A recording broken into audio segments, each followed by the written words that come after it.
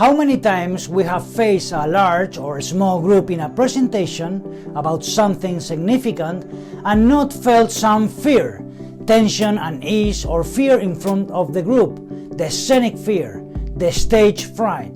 The question now is how to master the form in our public speaking. Welcome, I'm David, and in today's video we will be presenting and developing something very important in human communication, such as the oral expression techniques, also known internationally as public speaking, the form. When we talk about the techniques of oral expression, public speaking, we mean two things. First, the way we speak, the how we say it, which has two aspects. The first, the form. What is the best way to use our voice? How do we say it? And on the other hand, the second, the content. What we say, with three aspects and with 10 points to be considered. First, the introductions, where we begin. Second, the subject, what we are discussing. And third, the conclusion, our end. In this video, we'll concentrate on the form, or how do we say things. What are the goals we're aiming towards these videos? First and foremost, we must expand our knowledge, abilities, and training in the development of communication techniques in both face-to-face communication and in front of a group. In terms of public speaking, selling ideas is the process of expressing and gaining acceptance for one's ideas. Making presentations and holding agile and disciplined and goal-oriented meetings are also important. And with all of this, we will be able to boost our confidence and improve our communication skills in face-to-face situations as well as in front of audience. Let's begin by looking at the evolution of the attention curve. As shown in our diagram, we position the attention that an interlocutor or a group of individuals to whom we are addressing give us on the vertical axis labeled ordered with a coordinate axis. The time factor is placed on the horizontal axis termed abscissa. As a result, when we begin our presentation, we must ensure that the interlocutors or group attention grows as the duration of our presentation passes, forming a curve known as the attention curve, which will reach a maximum point after a given amount of time and then decay and collapse. As a result, we only have a limited amount of time to capture the group's attention and keep it expanding before it disintegrates and they stop serving us, paying attention to us. We aren't learning anything new, because how many of us have noticed that when talking to someone, their lost look or irrelevant responses indicate that that person has already lost interest and is being bombarded with my words, but my message has failed to reach him or her. This will be a clue that their attention span has dwindled to the point where they are no longer paying attention to us, for whatever reason. And the point is, how do we get our attention curve to develop properly? The first to say, the what do we say? And the second is to say, then how do we express it with solid substance? When content and form are properly linked, the outcome is a spectacular rising curve of attention, with which we can ensure that the interlocutor's attention, whenever a person of an audience, is retained in time and so on. They will be able to understand the message I am delivering them, and hopefully with the same intent that I used when disclosing my message. Today we'll talk about an element of public speaking that is frequently overlooked, the way we speak, or how do we say it. In another video we'll return to the content, or what do we say, and go deeper into it. Let's go into the form, or as we like to phrase it, the how do we say it. Techniques of oral expression with two aspects. 1. What is the best way to use our voice? And second, our appearance, with 10 points to treat, with 3 points to discuss. How can we make the most of our voice? First, 1. Proper breathing, yogic breathing, deep abdominal breathing, taking air into the lungs from the bottom up, getting the air in our lungs to empty and fill. Furthermore, adequate oxygenation of our bodies aid us to maintain emotional control and overcoming stage fright. 2. Speaking clarity. We either talk or generate noise. We speak or mutter. We must communicate simply and eloquently.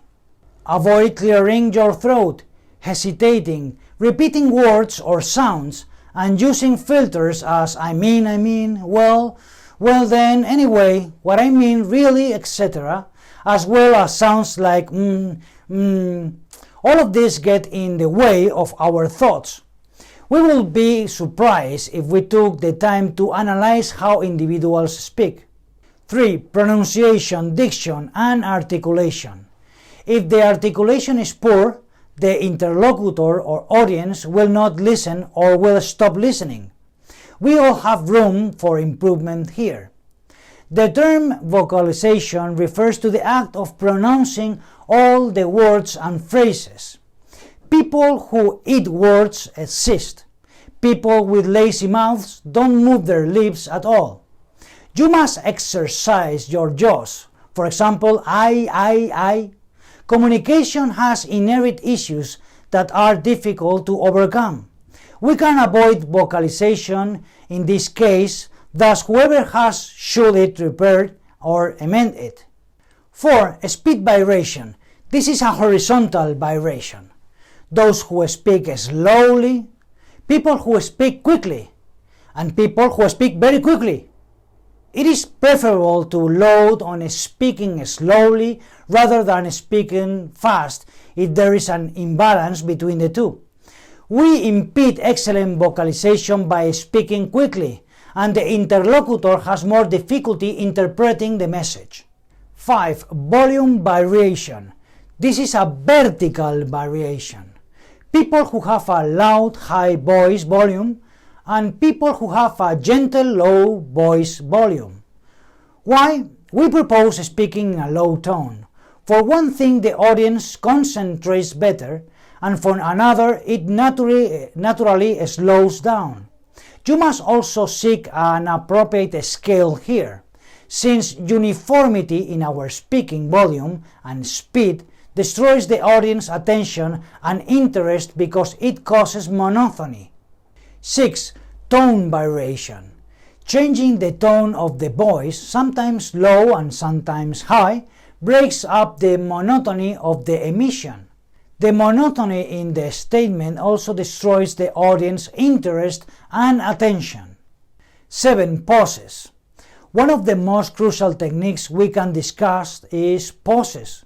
Pauses always feels long to us, although they are far shorter than they appear. The time between words or phrases used to highlight words and ideas is equal to a pause. What is the source of the music? It is the pauses.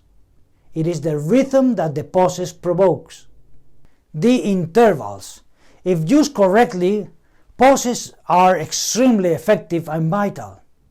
Always after a question to get an answer, specifically if the question is a rhetorical question and doesn't require an answer because you answered yourself after a good pause. Always after an essential message for the message to be assimilated.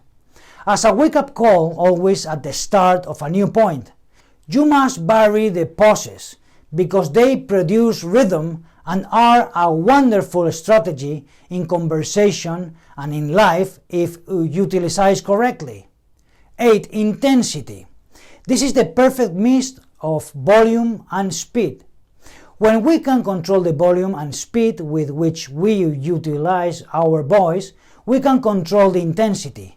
Intensity is a third dimension that results from the right mix of volume and speed.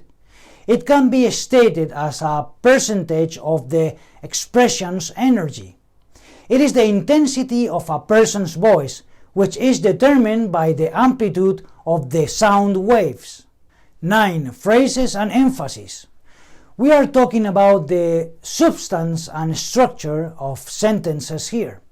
You should not employ phrases that are so long that they make us gasp for air. We also discuss how each person speaks and where the sentence focus is placed. You can tell what the speaker's goal is by looking at the emphasis in a strong presentation. The set of tone, volume, and facial expressions employed to emphasize an important point is known as emphasis. We emphasize words and phrases by underlying them. 10. Empathy and feelings. We must establish empathy with our interlocutor, group, or auditorium, as well as feelings in him/her to declare that the group feels the same way I do. Keep in mind that our soul is made up of 3 parts: thinking, feeling, and willing.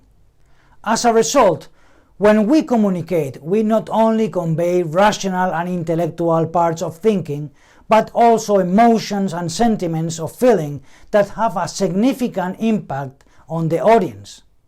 Let's talk about personal appearance. 1. Make direct eye contact.